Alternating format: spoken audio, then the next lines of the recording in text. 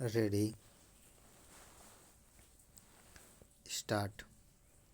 उपाध्यक्ष महोदय, तब उन लोगों को कुछ आशा हुई कि हम लोग भी उसी तरह चल सकते हैं जिस तरह से पहले चल रहे थे।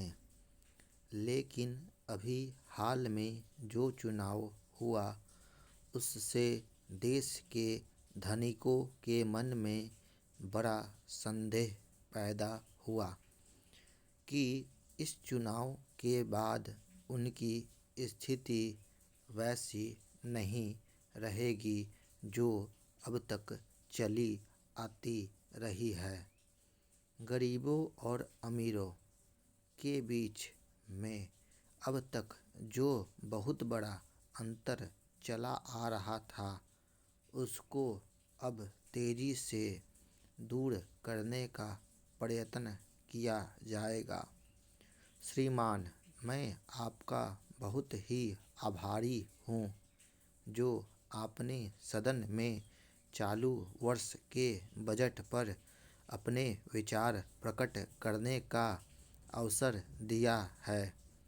मैं इस बजट का समर्थन करना चाहता हूँ। श्रीमान, मैं सबसे पहले अपने दल के नेता प्रधानमंत्री को इस बात के लिए बधाई देना चाहता हूँ कि उनके नेतृत्व में देश में कांग्रेस दल को स्पष्ट बहुमत मिला और इसके फलस्वरूप यहाँ पर केंद्र में एक ऐसी सरकार का गठन हुआ जो कि देश में वास्तव में समाजवाद लाना चाहती है। मैं वित्त मंत्री जी को इस बात के लिए बधाई देना चाहता हूँ कि लोकसभा के मध्य अवधि चुनाव में जनता द्वारा कांग्रेस दल को जो आदेश दिया गया था उन्हें स्मरण है और वह तन मन धन से उसका पालन करना चाहते हैं। वह आदेश था देश में सामाजिक और आर्थिक विषमता दूर करने का, देश से गरीबी, बेकारी और बेरोजगारी को हटाने का और देश के जो पिछड़े हुए हिस्से हैं उनका पूरा विकास करने का। साथ ही साथ इस बात का भी आदेश था कि देश के अंदर इस प्रकार की सामाजिक और आर्थिक व्यवस्था पैदा की जाए जिसके अंतर्गत जनता शोषण से मुक्त हो सके।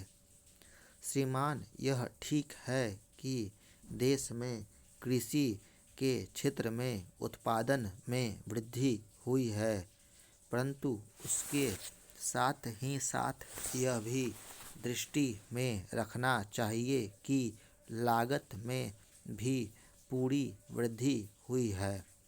इसके लिए आवश्यक है कि सिंचाई के साधन बढ़ाए जाए और अधिक उन्नत बीजों का प्रयोग किया जाए। आज कृषकों को कृषि के यंत्र मिलने में बहुत कठिनाई हो रही है। जैसे छोटे छोटे ट्रैक्टरों का देश में बड़ा अभाव है। उनके बनाने के लिए शीघ्र नए कारखाने खोले जाएं, जिससे कृषकों को जल्द से जल्द ट्रैक्टर मिल सके। देश तभी प्रगति करेगा, हमारा ऐसा विश्वास है। पूर्ण विराम।